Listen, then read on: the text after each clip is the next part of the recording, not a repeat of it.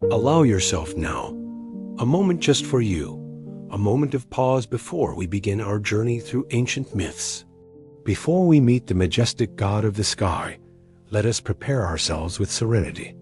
Settle into your bed in the most comfortable way, finding that perfect position where every muscle can begin to release. Close your eyes gently, without haste, as if you are drawing soft curtains against the daylight. Feel the weight of your body on the surface that supports you, surrendering to the support it offers. This is an invitation to leave behind the day's agitations and make space for the tranquility of the night, preparing your mind and body for the approaching rest, a rest that will be lulled by celestial tales. Imagine now that your bed, this familiar refuge, is no longer the usual combination of mattress, blankets, and pillows you know so well. It has transformed, by a touch of divine magic, into an immensely soft and welcoming cloud, an ethereal gift sent especially for you. Visualize this vast, fluffy cloud molding itself perfectly to the contours of your body. Feel how the god Zeus himself, in his infinite generosity, sent it from the heavens to transport you gently, as if in a floating cradle, directly to his celestial kingdom, a place of peace and wonders. Notice how your limbs, one by one, begin to become light, incredibly light, as if made of the very air that surrounds you. As you rest upon this celestial cloud, feel all accumulated tension completely draining away from every part of your being. Like crystal clear water slipping through your fingers, leaving them clean and free, so too does any weight or discomfort depart.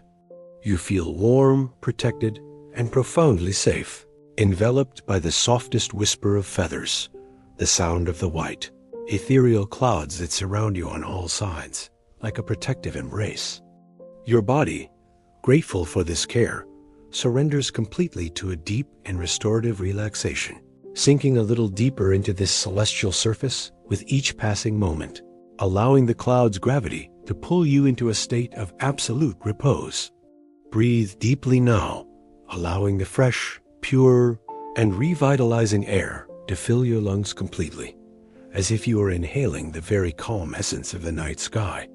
Feel the oxygen nourishing every cell in your body. As you exhale, release the air with control, slowly and prolongedly, until your lungs are completely empty, carrying away any lingering worry, any anxious thought that might still persist. Observe how, just as the white, fluffy clouds envelop your physical body with comfort, they also begin to soothe your mind, wrapping your thoughts in a soft, tranquilizing mist, dissipating your anxieties. With infinite gentleness, these imaginary clouds sweep away the turbulent thoughts of the day gone by, like a soft breeze clearing the sky. They absorb the to-do lists, the worries about tomorrow, the questions without immediate answers, and everything that will not be necessary on this upcoming dream journey we are about to undertake. Remember that you can return to all these matters when the sun rises again. But for now, for this sacred moment, all you need to cultivate is a deep and unshakable sense of inner peace, a serenity that prepares you for the encounter that follows. Zeus, the Magnificent, awaits to receive you in his celestial domains. Zeus awaits to receive you, eager for your arrival. He is not just the imposing god of the vast blue sky, the master of storms that echo with whispers of thunder, or the wielder of lightning bolts that dance with crackling energy. He is also the divinity of what the ancient Greeks called xenia. This is the sacred concept of hospitality, that inviolable bond of friendship and mutual respect formed between a generous host and an honored guest. Rest assured, he is the most welcoming of hosts, a consummate master in the noble art of receiving guests, preparing this meeting with the solemnity and warmth of an ancestral hearth, where every detail is considered for your comfort and admiration. We shall meet him high above, on the majestic and ethereal summit of Mount Olympus, the sacred abode of the immortal gods, a place that rises above the clouds and the mortal world, touching the very confines of the firmament. From his imposing throne, he presides over the immensity of the fertile earth, over the mysterious depths of the blue sea, and over the infinite vastness of the starry sky. Imagine peaks that seem to touch the constellations, shrouded in a serene golden light where the air is thin and pure. It is here, in this mythical place, where silence is broken only by the whisper of celestial winds, that our story today begins to unfold like an ancient scroll being opened before your eyes. Visualize, then, Zeus seated on Stephani, the highest point of Mount Olympus, a peak so high it almost seems to graze the distant stars, a place of solemn silence and undisputed power. He is truly resplendent, as if daylight itself emanates from him, wrapped in his immaculate robes, white as the fluffy clouds of a spring morning. These robes are trimmed with a delicate, yet brilliant, thread of pure gold, which glitters softly, catching any wisp of light, as if it were the first ray of dawn, reflecting his divine glory and unquestionable majesty. The very atmosphere around him seems to vibrate with a calm, yet immensely powerful energy. Much of his noble and expressive face is covered by the most magnificent and imposing of beards. It is long, incredibly full with a texture that looks silky to the eye, and soft curls that fall like a cascade of wisdom accumulated through the ages. This beard is a visible symbol of his majesty, almost as iconic and recognizable as the lightning bolt that crackles and sparks with it contained, yet ever-ready energy at his belt, prepared to be wielded at any moment as an insignia of his power. His eyes, piercing and sharp as those of a golden eagle, his sacred bird, scan the vast expanse below, observing every detail of the world with ancestral wisdom. With this eagle's gaze, he beholds Greece spread out at his feet like a living map, and all the surrounding lands and seas, a panorama of natural beauty and ceaseless activity. He faces south, observing the main peninsula of Greece, with its mountains and valleys, and beyond it, the distant, sun-drenched lands of Libya and ancient Egypt. To his right stretches the vast Ionian Sea, the shimmering blue barrier separating Greece from Italy. To his left, the Aegean Sea, speckled with the countless islands of Greater Greece, each like a precious jewel on a turquoise mantle. It is in this grandiose setting, under his watchful eye, that our tale today begins. Zeus admires the world unfolding at his feet, a vast panorama full of life. The lush green of the land meets the deep, brilliant blue of the water. Dense ancient forests, productive farms promising bountiful harvests, verdant pastures where flocks graze peacefully, and imposing mountains cover the fertile land beneath his gaze. He is the undisputed sovereign of all this, and much more beyond what the eye can reach. Just like his sacred eagle, the noble animal consecrated to him, Zeus possesses incredibly sharp eyes, capable of seeing every corner of the earth, sea, and sky. His gaze then rests with a gentle nostalgia upon the island of Crete, the cradle of his childhood, the sacred place where he was secretly born and carefully raised. Zeus sighs deeply, and his powerful mind travels back in time to his infancy, a singular, strange, and perilous childhood, even by the standards of an immortal being. Before Zeus could ascend and become the supreme leader of the Olympian gods, his father, the imposing Titan Cronus, personification of time itself, was the absolute ruler of all that existed. Cronus, unlike his son Zeus, had been driven mad by the absolute power he wielded, and consumed by a growing paranoia, delegated absolutely no authority or responsibility to his Titan brothers, constantly fearing they would conspire to overthrow him. His distrust and fear reached such a terrible extreme that he, in an act of unimaginable cruelty, swallowed whole all 5 of Zeus's older siblings, one by one, at the very instant each of them was born. He did this fearing an ancient and dark prophecy that said he would be dethroned by one of his own children, and he was determined to prevent this from happening at any cost. Zeus's mother, the powerful Titaness Rhea, a strong divinity in her own right, suffered indescribably with each cruel consummation, each precious child lost to her husband's voracity. Despite everything, she still nurtured a small, wavering hope that her beloved Cronus might somehow soften his hardened heart, relent in his tyranny, and emerge from that terrible madness consuming him. However, with each new baby, she lost to Cronus's insatiable appetite. She became more and more convinced that the Titan she had once fallen in love with was irredeemably lost, completely consumed by the very tyranny he himself imposed. When Rhea became pregnant with Zeus, her sixth child, desperate, but with a fierce determination in her heart, she hatched an audacious and risky plan to save her child. Rhea, in her anguish and resolution, sought the aid of her own parents, the primordial Gaia, Mother Earth, and the ancestral Uranus, the original Sky Father, the first and oldest divinities. They, with their ancestral wisdom and deep knowledge of the cycles of power and destiny, advised her on how to deceive the cunning and suspicious Cronus and thus save her precious unborn child. Shortly before the time of birth, Rhea feigned going into labor, her carefully rehearsed moans echoing through the vast palace. Drawn by the sounds, Cronus arrived just in time to see her holding what he supposed was a newborn baby, tightly wrapped in a blanket. Without uttering a single word, with his usual coldness, he took the bundle from her hands and swallowed it in one go, just as he had done with all the previous ones. He then departed, leaving Rhea alone, never realizing that the bundle he thought was his child was, in fact, a stone, a perfect ruse.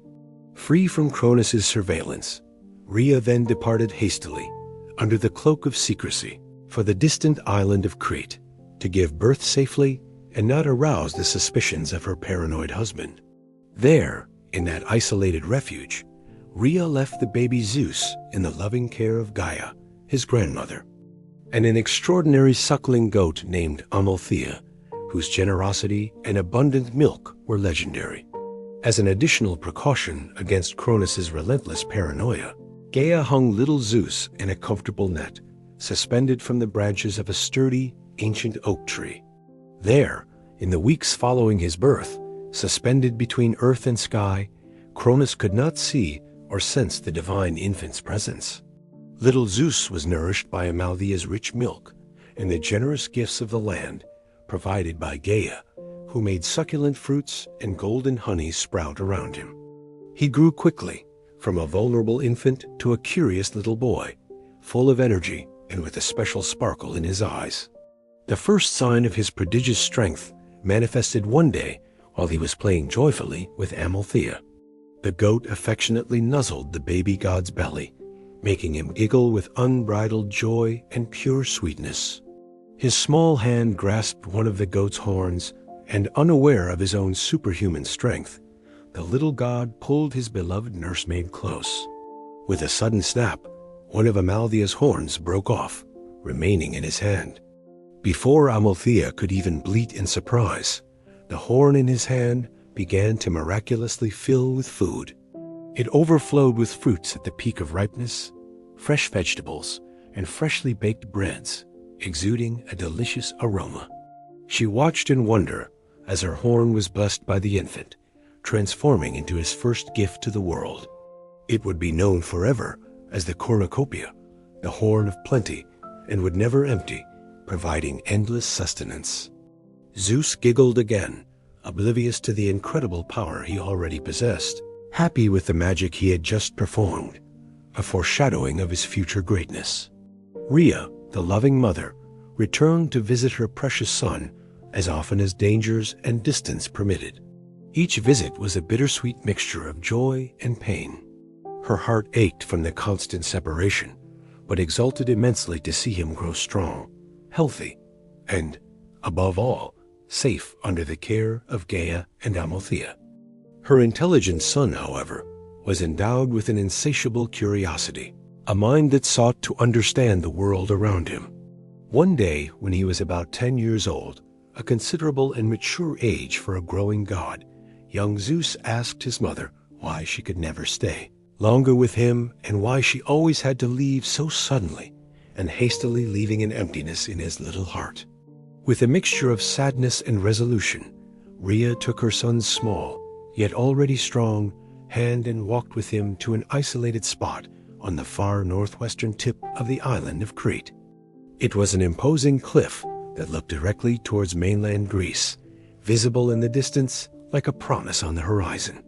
For long, significant moments, mother and son stood there in silence, just contemplating the perfect, infinite blue of the Mediterranean Sea stretching out before them. The sea wind climbed the steep cliff and stirred their hair with an almost playful gentleness, as if nature wanted to participate in that solemn moment. Rhea took a deep breath, the salty air filling her lungs, sat down on the soft grass, and invited Zeus to do the same. Then, her voice choked with emotion, she began to tell her son everything. She explained in detail how his father Cronus had drastically changed over time, transforming from a once passionate, just, and honorable young titan into a ruthless dictator, consumed by a paranoid fear of losing his power. She described the tyranny he imposed, the terror he spread among the other titans, and the pain he caused his own family. When Rhea reached the most painful part of her narrative telling of Zeus's siblings, those innocent children devoured by Cronus the moment they were born, she saw a dark shadow and a contained fury quickly pass over her son's young, yet already expressive face. A terrible understanding and a silent revolt began to take shape in his eyes. By the time she finished her sad story, Helios, the sun god in his flaming chariot, had already dived majestically into the horizon, painting the sky with vibrant colors. Zeus sat beside his mother, silently watching the sky change from the soft, pastel hues of late afternoon to the intense, fiery colors of sunset. Rhea observed her son's face, now bathed in an intense orange light, a light that made his eyes shine as if they were twin flames, reflecting the fury and determination growing within him. Then Zeus opened his mouth and, with a voice surprisingly firm and resolute for his young age, told his mother that he wanted, more than anything, to help overthrow his tyrannical father and free his siblings. From that fateful day, from that moment of revelation and decision under the twilight sky, Zeus began his rigorous training for the great task ahead. Rhea was aided in this crucial endeavor by her close friend, Metis, an incredibly wise Oceanid and the goddess of prudence and cunning thought, and by Gaia herself, Mother Earth, with her ancestral strength. These three powerful and wise goddesses taught Zeus that a true leader does not rule by fear, but rather delegates responsibilities, trusts his allies, and builds respect through his just actions. They instilled in him the fundamental truth that if a ruler needs to resort to fear to maintain control, he has, in fact, already lost true authority. Under their dedicated tutelage, Zeus matured, transforming from a naive, though inherently powerful, boy into a just, wise, strategic man ready to claim his destiny. Zeus slowly emerges from his deep reminiscences, like someone waking from a vivid dream. He sends a silent prayer, laden with gratitude, to the powerful female divinities who raised him, guided him, and shaped his character with wisdom and love.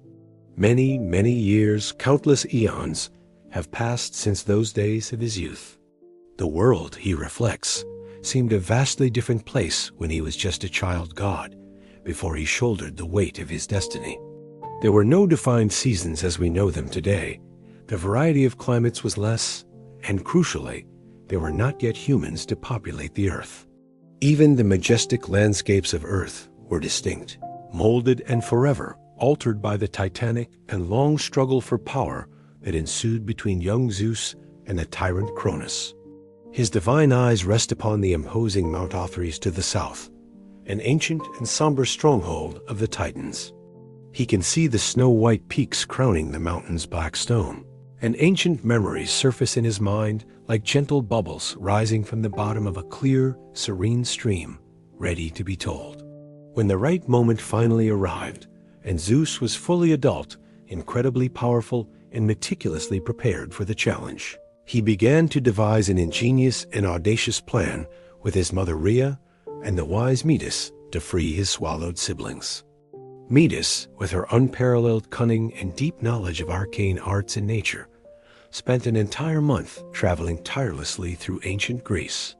She collected specific and rare herbs, ingredients with hidden properties, and with them prepared a special potion, a brew with a potent, yet delayed, effect, so as not to arouse immediate suspicion.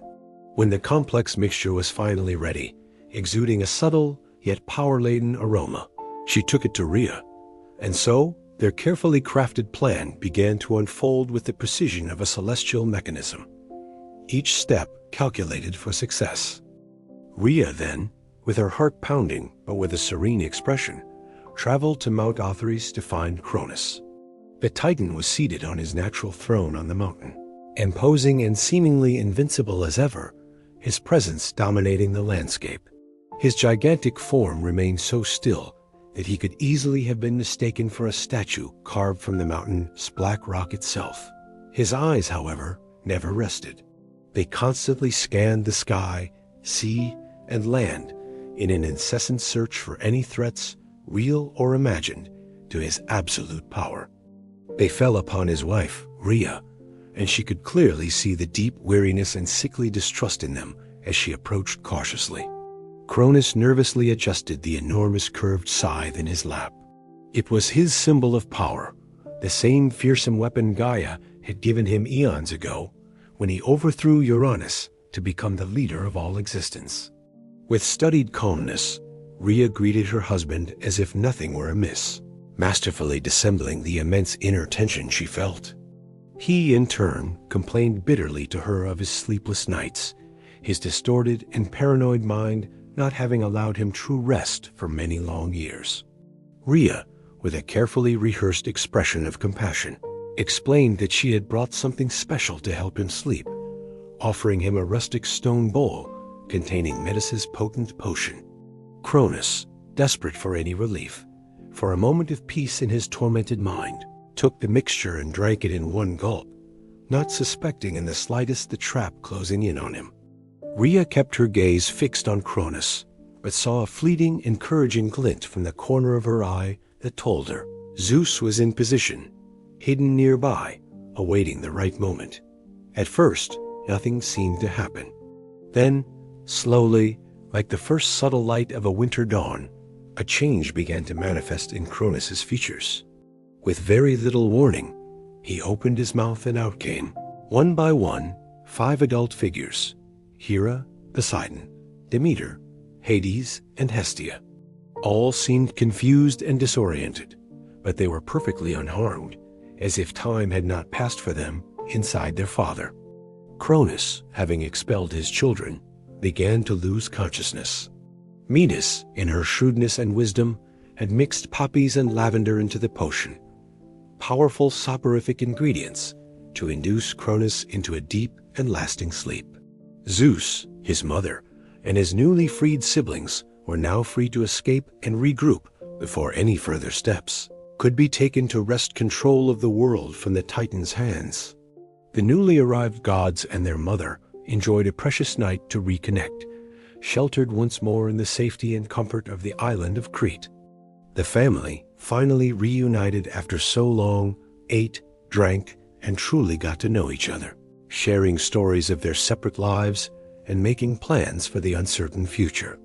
Rhea sat at one end of the makeshift table, her lovely face gleaming with tears of pure joy at seeing her children all together, healthy, and most importantly, finally free from Cronus's tyranny.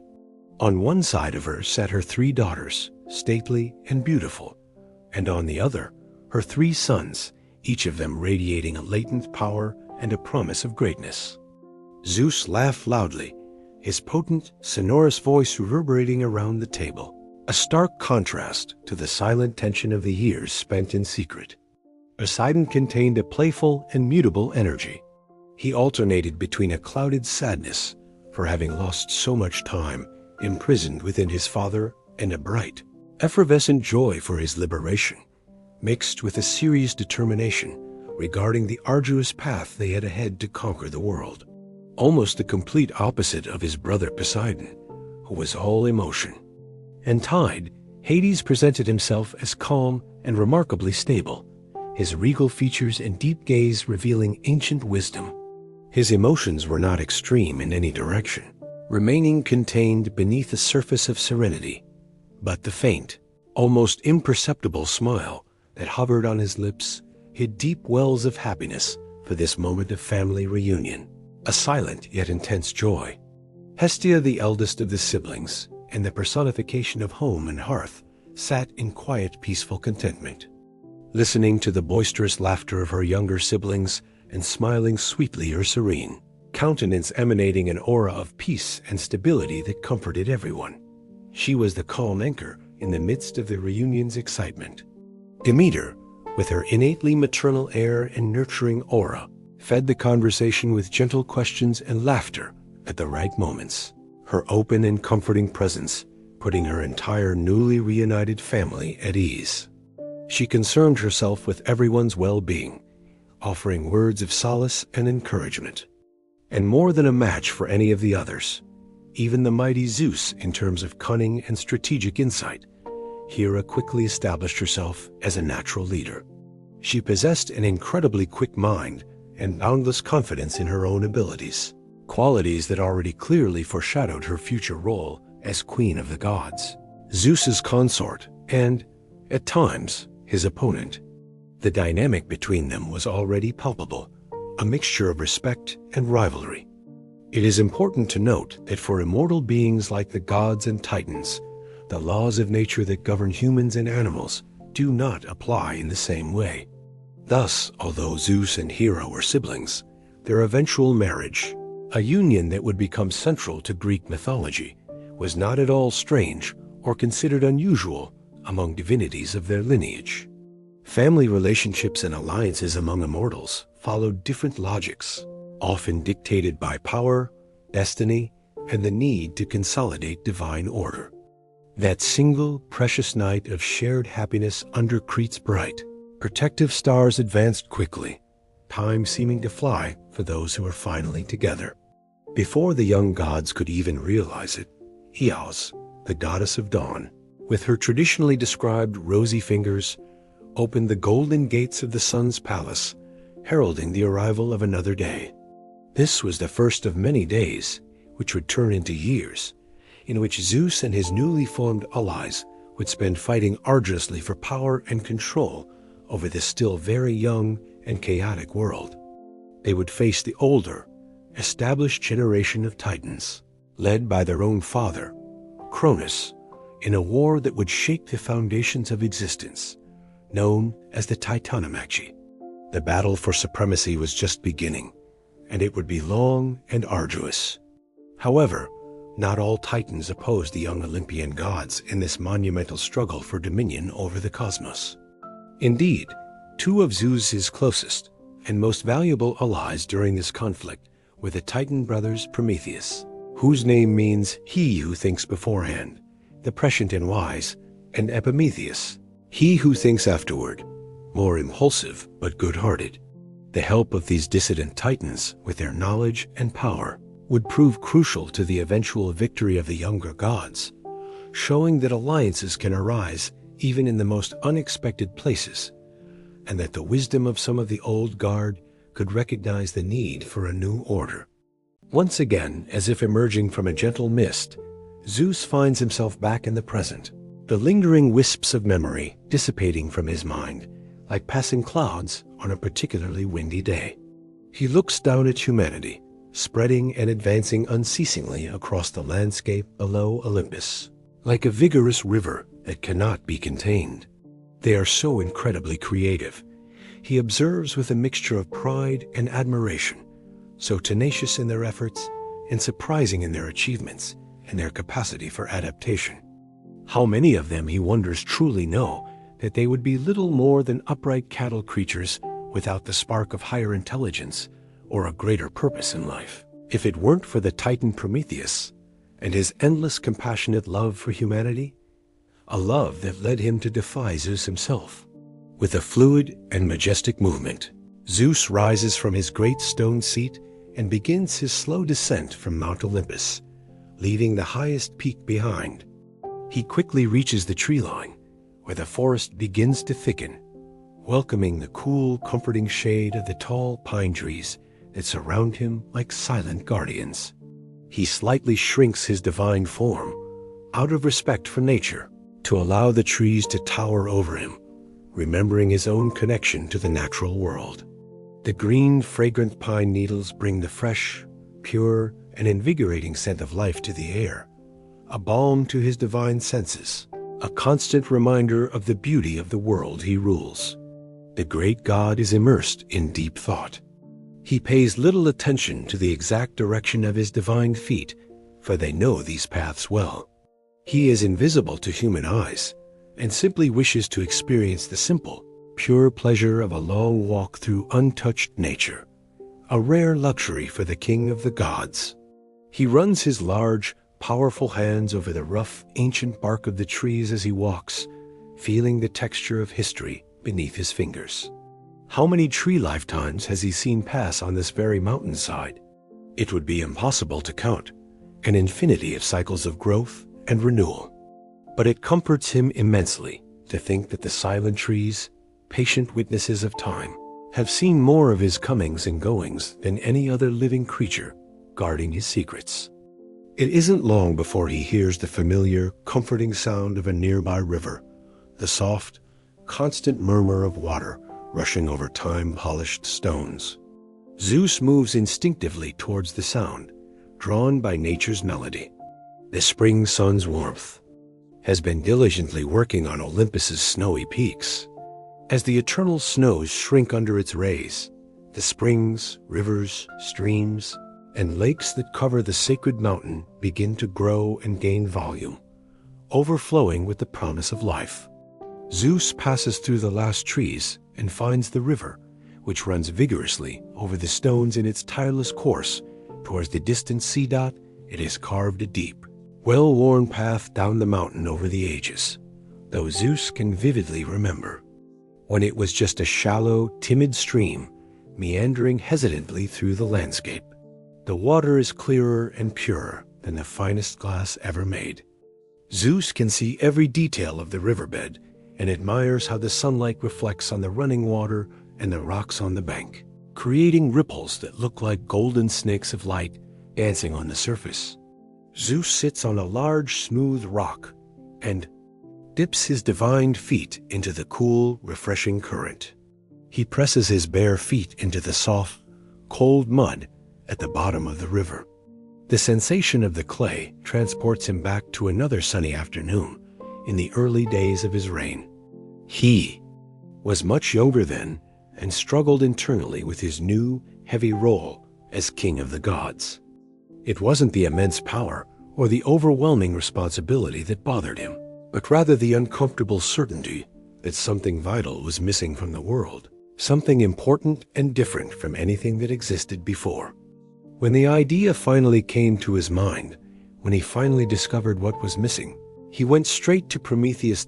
In the months and years that followed the wondrous creation of the first human beings, the wise Titan Prometheus and his brother, the somewhat careless Epimetheus, dedicated themselves assiduously to teaching humans everything they thought these new, fragile beings would need to survive and thrive in the world. They passed on to them the secrets of agriculture so they could cultivate their own food. They developed language so they could communicate complex ideas and build societies. They taught the use of tools so they could shape the world around them, and they introduced them to craftsmanship so they could create beauty and utility. Epimetheus, in his somewhat thoughtless and extremely generous nature, had already distributed precious gifts like warm fur coats to protect them from the cold, wings to fly through the skies, and the incredible ability to breathe underwater to the diverse animals of the planet, thus depleting the stock of remarkable physical qualities that could be granted.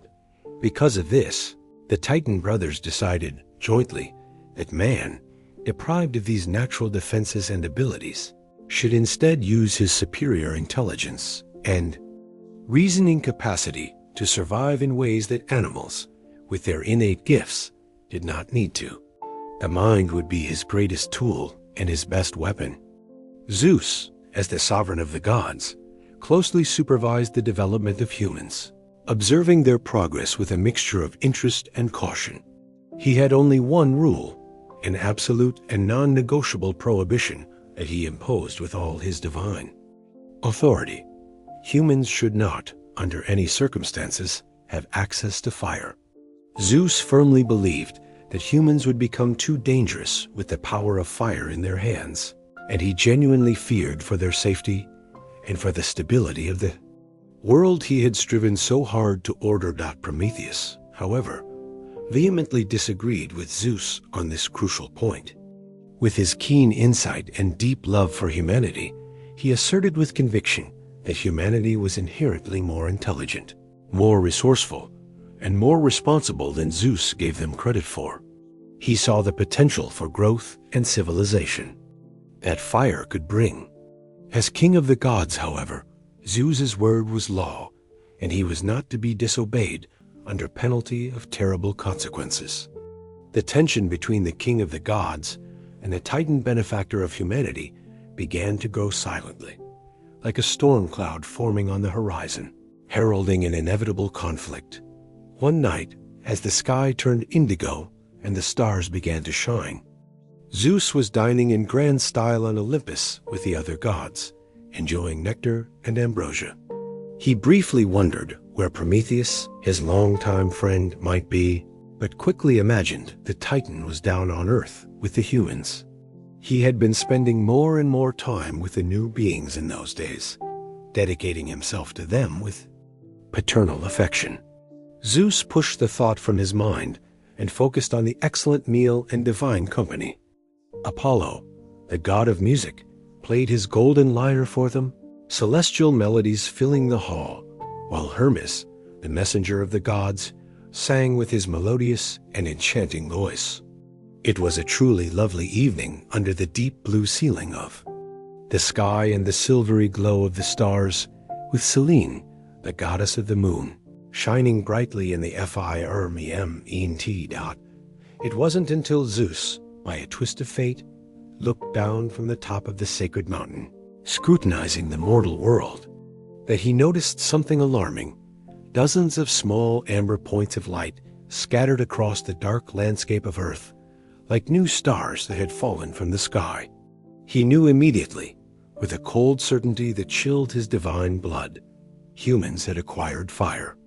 And he also knew, with a growing fury that began to boil within him like a volcano about to erupt, who had dared to defy his direct order and had given them this forbidden power. The image of Prometheus instantly came to his mind, and the betrayal he felt was profound. A hand rests gently yet firmly on Zeus's powerful shoulder, bringing him back from his tempestuous memories to the serenity of the present moment on the slope of Olympus. He turns, his eyes still carrying a remnant of ancient fury, and sees the familiar, smiling face of Prometheus, the Titan of foresight, his friend from ages past, despite their conflicts. Prometheus, with his calm wisdom and penetrating gaze, asks Zeus what he was thinking about so intently, with an intensity that seemed capable of moving mountains. There was an understanding in Prometheus's tone, as if he knew exactly which memories had resurfaced in the king of the gods' mind, an ancient connection that not even the greatest disputes could completely erase. Zeus gives him an ironic smile, a smile that contains centuries of history, of conflict, and perhaps of belated understanding. He tells Prometheus that he was indeed remembering that troubled time, the era when humans began to use fire, the gift Prometheus had bestowed upon them in defiance of his authority. The air between them becomes charged for an instant, not with tension, but with the weight of shared history. Prometheus, in turn, smiles even wider, a smile that is not of provocation, but of quiet satisfaction, almost like a fond, "I told you so." He then asks Zeus, with genuine curiosity in his voice, if he still believes, after all this time, that Prometheus acted wrongly in giving fire to humanity. Zeus, the mighty king of the gods, after a moment of deep and honest contemplation, a moment in which he seems to weigh the ages and consequences in his divine mind, finally admits, with a sincerity that honors him, that giving the new and fragile race of humans the gift of fire was, in the end, despite his initial wrath and the punishment inflicted, the right decision. He acknowledges his friend's far-reaching vision. All the gods, including Zeus himself, are constantly surprised and often delighted by the ingenious and creative way humans tame, utilize, and revere fire for their benefit and progress. What once seemed a threat revealed itself to be a tool of incredible potential. They create everything with the aid of this sacred flame, from delicious foods that nourish their bodies and brighten their banquets, to complex and beautiful works of art that delight the eyes and elevate the spirit.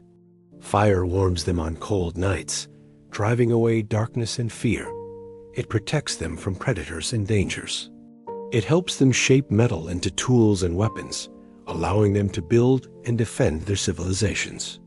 And in many ways, fire bends to their will, becoming an extension of their own ingenuity and determination. Humans, Zeus concludes in his reflection, intrinsically needed fire to reach their full potential, to become the beings they were destined to be. Prometheus, the divinity of foresight, he who always looked to the future with clarity, saw this from the beginning, when Zeus, in his initial caution, and perhaps in his fear of the unknown, could not see the whole picture. Prometheus's wisdom lay in his ability to see beyond the immediate danger, perceiving the promise of growth and development that fire represented for young humanity. It was an act of faith in human capability, an act that, though it cost him dearly, ultimately proved fundamental to the destiny of the world, a destiny that Zeus could now appreciate in its entirety. Now, together again, Zeus and his longtime friend Prometheus look down upon humanity moving with purpose and energy. They observe human beings as they go about their lives, absorbed in their daily activities, from hard work in the fields to festive celebrations in the cities. Each one of them, in the eyes of the immortals, is like a small, flickering, yet vibrant flame. They burn intensely with creativity, with unbridled passion, with a contagious vivacity that seems to defy the difficulties of existence. Humans are, indeed, the perfect result of Zeus's original vision for the world, a vision that was enhanced and enriched by Prometheus's deep compassion and practical wisdom. They are, in many complex ways, his proudest creation, a testament to the power of divine collaboration. Helios, the sun god, in his flaming and resplendent chariot, makes his daily, unchanging journey across the vast blue sky, marking the passage of time, while the two immortal friends, the king of the gods and the Titan benefactor, observe their creations with a contemplative gaze. There is a sense of a completed cycle, of a plan that, despite obstacles and disagreements, has reached a form of fulfillment. Eventually, however, the call of duty, the responsibilities inherent in governing Olympus and the cosmos, begin to draw their gazes back towards the slope of the sacred mountain, to the summit where the other gods, with their own concerns and tasks, await them. The moment of solitary reflection is coming to an end, for the world continues to turn.